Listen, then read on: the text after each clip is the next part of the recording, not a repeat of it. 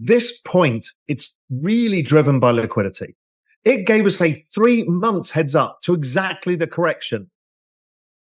And yet Twitter said it's about tariffs, it's about the end of the world. It told you. It is telling you and told you it would be at all-time highs. I told you it would be at all-time highs by May. It tells you we should be over 140,000 by July. And you don't want to believe it. And then it will break down once you all do believe it. And it'll start outperforming, I think. Yes, Mr. President. Yes, no, absolutely. No, the banana zone has started. Yes, no, Bitcoin hit an all-time high. Next up, it's alts. It's the banana zone. But listen, I'm sorry, Mr. President, I have to cut you off because it's drinks with Raoul. We've got some shit and some chaos to cause. So I'll talk to you later. Okay. Make sure you stacked up on your Bitcoin. Bye. Right. Sorry about that. You know, I'm in the great state of Texas right now. I'm now a very important person, obviously. It's the banana zone. It's all happening. I've got the merch on. It's all started. The banana zone is already here. Are you missing it? Raoul Pal has made it crystal clear. The banana zone isn't coming. It's already in full swing. And yet, people keep asking, when does the banana zone start? As if it only begins when everything is skyrocketing. Here's the truth.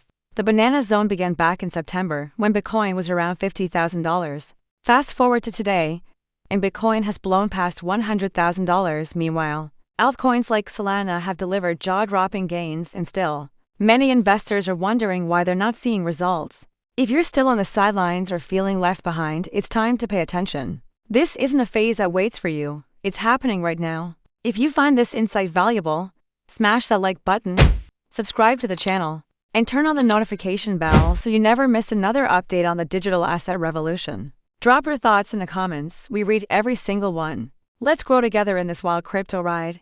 Thanks for watching. Now, let's dive in. Over the next 3 days, because that's what you think the banana zone is. That's the thing that drives me fucking nuts with people. Where's the banana zone? When the banana zone? I'm like, when I announced that the banana zone was starting in September last year, it was at 50,000 Bitcoin. It had 110,000 today, and you're still saying when banana. SUI over that period is up, I don't know how many percent, hundreds of percent, and you're still saying when banana. Solana's up huge since then, you're still saying when banana. What it tells me is you are fucking awful at choosing which cryptos to invest in. So your token, your particular token, is not doing well. And you need to look yourself in the mirror and say, do I know what I'm doing? Maybe I should just put it in Bitcoin and just not do anything. It's probably better. But generally speaking, the banana zone is here. It's in play. It's been in play for a while. And I'm going to run you through some charts. Crypto's at all-time highs, and I'm vindicated because I told you so. So there we go. Listen, the dollar is the largest, most important macro variable on Earth. Nothing comes close. The dollar is 87% of world trade. It's how the US adds and withdraws liquidity to the global system. It's how all commodities trade. It is the big daddy. And what we had is the dollar had been in a very sideways range for the whole of 23, 24, 25. Then it started weakening. It got the most oversold. It got 3 standard deviations oversold. And it's somewhat bounced since. Now, why do we care about that? Because every time it does this, the 12-month gain after a drop of that magnitude is huge. We had it in 2015. The NASDAQ gained 18%, 35% in 2022, and back in 2020, 61%. Things like a weak dollar. The global economy loves a weak dollar. China wants a weaker dollar. Everybody wants a weaker dollar. Scott Bessent wants a weaker dollar. Donald Trump wants a weaker dollar. A weaker dollar is the key to making the world go round. And when it happens, things like Bitcoin go apeshit. So the 12-month gain after a large drop in the dollar, 119%, 175%, 592%. These are big deals because the weaker dollar is a change in the denominator of most assets. The S&P 500, also after the DXY, tends to be a very positive thing. So the dollar weakening is hugely positive. It's the chart of M2 versus Bitcoin. This has been so tightly correlated, it's embarrassing. I keep saying maybe it was this easy all along. I've known it will be. I also know it will decouple later in the cycle, and it'll decouple to the upside, with Bitcoin outperforming global M2. That's how it works when the crowd come in, the herd get FOMO, they get greed. It actually starts outperforming. Then when the market flips, it eventually starts to underperform as fear kicks in. But at this point, it's really driven by liquidity. It gave us a 3 months heads up to exactly the correction. And yet Twitter said it's about tariffs, it's about the end of the world. It told you. It is telling you and told you it would be at all-time highs. I told you it would be at all-time highs by May. It tells you we should be over 140,000 by July. And you don't want to believe it. And then it will break down once you all do believe it. And it'll start outperforming, I think. But just generally, as a rule of thumb, it will work because it explains the asset moves. And I'll come on to that in a sec. So please, just pay attention. Total global liquidity, new all-time highs. It broke out, keeps doing this wedging pattern. That breakout always works. Why does it matter? Total global liquidity is 90% of the price move of Bitcoin since 2013. 90%. So all you fuckers using other stuff, it's like it's this and that, and none of it is true. It is liquidity dominant, and then it's network adoption effects, which is the excess returns. So if global debasement is 8% a year by total global liquidity, that's how much it rises every year. That's how much they're debasing global currency, global fiat.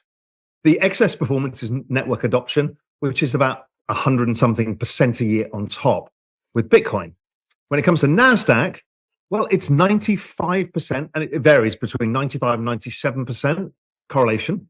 The excess return is the adoption of the new technology.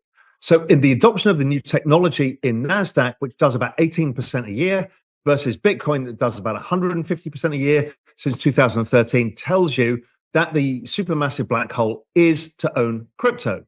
I know many of you in the stock market can't get your heads around it. Many of the people in the stock market can't get your heads around the NASDAQ being so high. It's all driven by debasement. It's what matters the most. Yes, Mr. President. Yes, no, absolutely. No, the banana zone has started. Yes, no, Bitcoin hit an all-time high.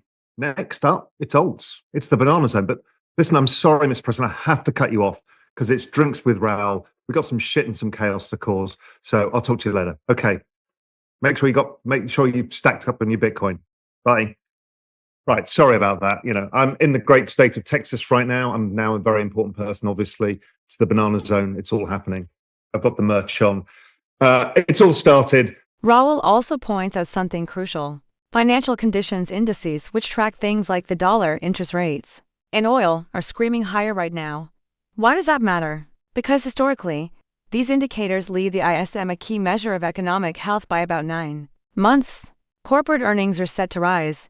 Business activity will rebound, consumer confidence will return. And when that happens, guess what follows? Retail money floods back in, right on cue to fuel the next explosive altcoin rally. Let's watch more clips from the interview.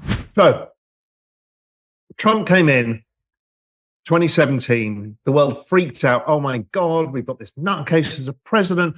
He's going to nuke everything. He's going to come with tariffs. He came in and said the dollar's too strong. Genius. Why? Because the dollar makes the world. And what happens is the dollar fell over the first year strongly.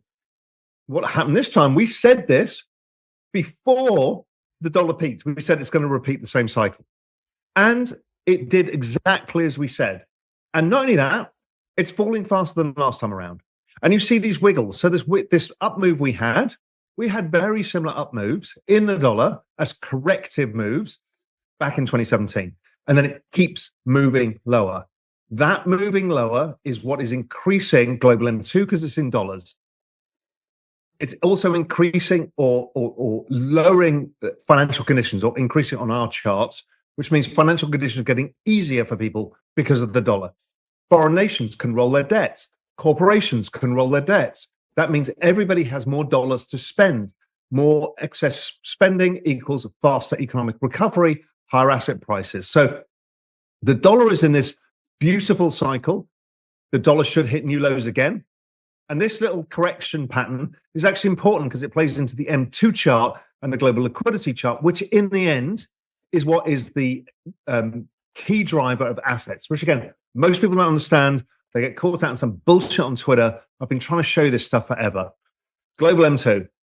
Global M2 is the real-time pricing approximation of total global liquidity.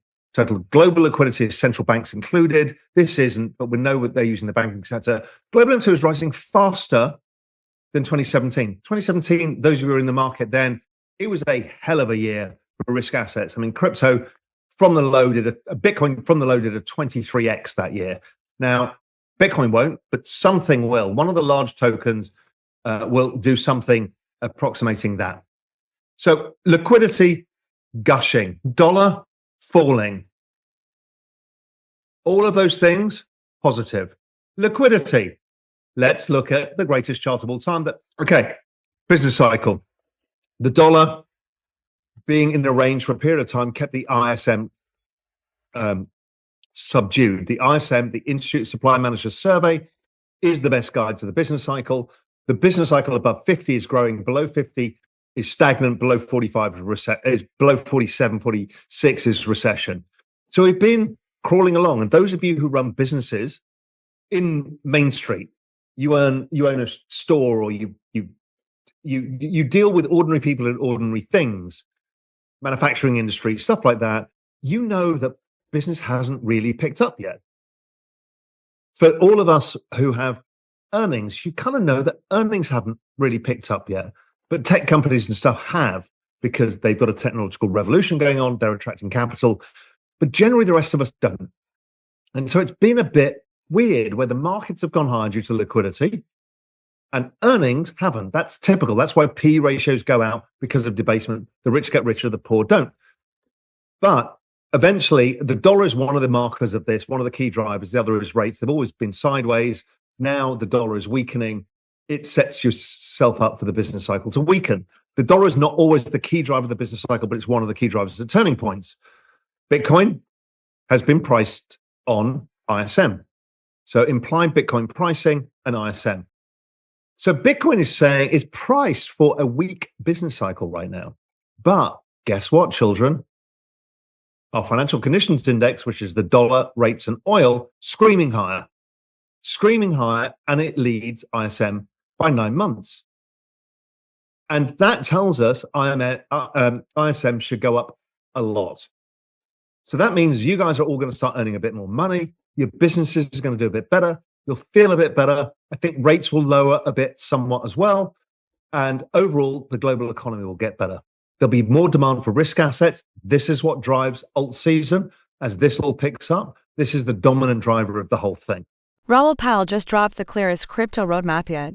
The banana zone isn't on the horizon. It's already here. Bitcoin is leading the charge, the dollar is weakening, liquidity is rising. If you know how to read the macro signals, you're already way ahead of the crowd. Raoul Pal has laid it out plainly. These conditions don't happen often. But when they do, they tend to kick off massive market moves, especially in altcoins. If history is any guide, we could be staring down the most explosive altcoin season since 2017. So don't sit on the sidelines. Smash that like button, hit subscribe, and turn on notifications so you don't miss what's coming next. And while you're here, watch more videos to stay ahead of the crypto curve and sharpen your edge in the digital asset space. See you on next video.